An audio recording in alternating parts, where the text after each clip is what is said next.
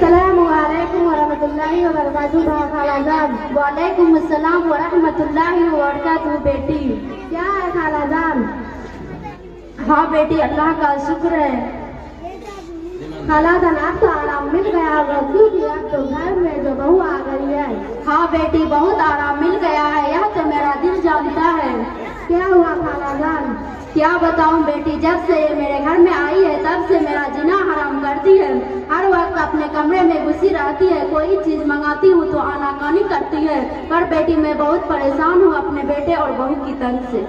अस्सलामुअलैकुम वरहमतुल्लाहि वबरकातुहू भाभीजान। वालेकुम अस्सलाम वरहमतुल्लाहि वबरकातुहू अतिका। और अतिका तुम कैसी हो?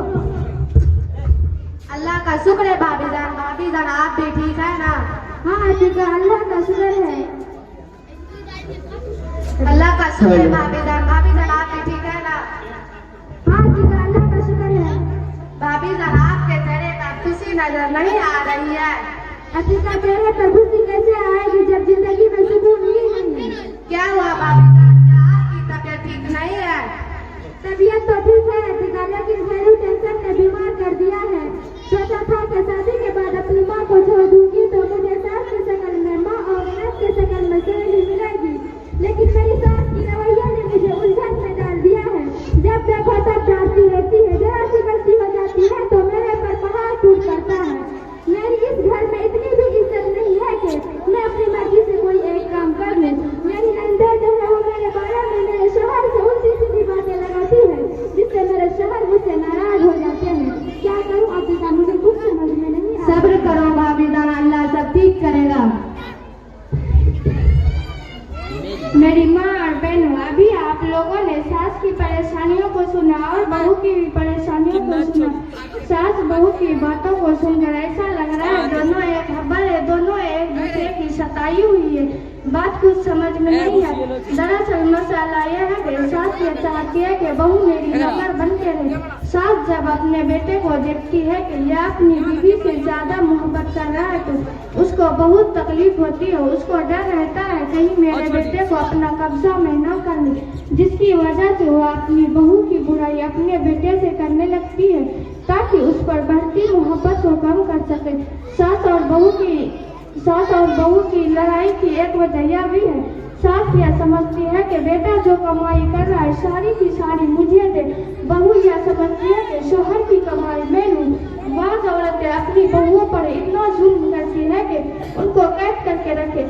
बहू को फ्रिज में रखी हुई चीज खानी हो तो पहले सास से इजाजत लेनी पड़ती है, तो उन घरों में लड़ाई होना जरूरी है। सास यह चाहती है कि बहू मुझे अपनी माँ समझे, लेकिन खुद ये नहीं समझती कि बहू मेरी बेटी की तरह है। अगर समझ ले तो लड़ाई न हो। मेरी माँ और बहनों, इंसान मकान बदलता है, रिश्ते बदलते हैं, दोस्त बदलता है, लेकिन फिर भी दुखी रहता है क्योंकि वह अपना साया नहीं बदलता। जब इंसान अपनी गलतियों का वकील और दूसरे की गलतियों का जज बन जाए तो फिर फैसले नहीं फासले होते हैं। फैसला आप लोगों के हाथ में है, आप क्या बनना चाहते हैं? मेरी माँ और बहनों, बारिश का कतरा सांप और सीपी दोनों के मुंह में गिरता है, मगर सांप उसे जहर बना देता है जबकि सीपी उस कतरा को मोती बना देती है। इसी तरह अल्लाह ज़बान सबको देता है, कोई जहर उगल कर पस्त रह जाता है, कोई मोती बिखेर कर बुलंद हो जाता है।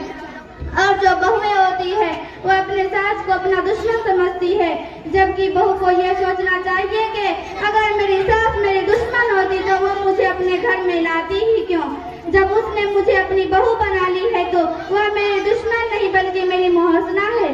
उसका मेरे ऊपर एहसान है कि उसने मुझे अपने बेटे के लिए बीवी के तौर पर मुंतखब किया, और मेरी सास नहीं बल्कि वो तो मेरी माँ है। बहू को यह भी सोचना चाहिए कि मेरे आने से पहले हंसता बसता घर था, माँ थी, बेटी थी, बेटा था, खाविन था, सब आपस में प्यार और मोहब्बत से रह रहे थे। मेरे शोहर को मेरी सास ने कितनी मोहब्बतों से पाली होगी। मैं इस घर में नहीं आई हूँ तो मुझे अपने शोहर को अपने साथ से अलग नहीं करना है। बहू को सोचना चाहिए कि मेरे खाविंद के लिए अल्लाह ने मेरी सास के कदमों के नीचे जन्नत बनाई है। जब बहू यह समझ लेगी तो यकीनन वो माँ बेटे की मोहब्बत में यकीन नहीं ठोकेगी, बल्कि बहू का ये अमल सास और बहू में मोहब्बत पैदा करेगी।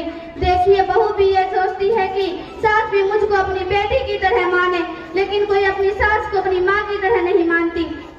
अगर सास अपनी बेटी को अपनी बहू की तरह माने और बहू अपनी सास को अपनी माँ की तरह माने तो घर में कोई झगड़ा ही नहीं है। बात औरतें इसलिए अपनी बहुएं से नाराज रहती है कि उनको वक्त पर खाना नहीं मिलता। बहुएं बहुत होशियार रहती है, वो अपने खाविंद को अपने कब्जे में कर लेती है। इसके बाद सास को एक बुढ़िया समझकर एक कोने में पड़ी रहने देती है। ये चीज इंतहाई बुरी है। शरीयत ने सास को माँ और ससुर को बाप का दर्जा दिया है। आने वाली बहू ये समझेगी अगर मैं इस बूढ़ी औरत की खिदमत करूंगी तो अपने खुदा को भी राजी कर लूंगी। अब इसके लिए अपनी सास की खिदमत करना आसान हो गया। मैं सास और बहू दोनों को कहूंगी कि सास बहू को बेटी समझे और बहू सास को अपनी माँ समझे तो घर में किसी तरह की कोई लड़ाई ही नहीं। मुझे उम्मीद है कि मेरी इस बात से मेरी माएँ और बहनें अमल करेगी और अपने घर को बिगड़ने से बचाएगी। अस्सलामु अलैकुम व रहमतुल्लाहि व बरकातहू।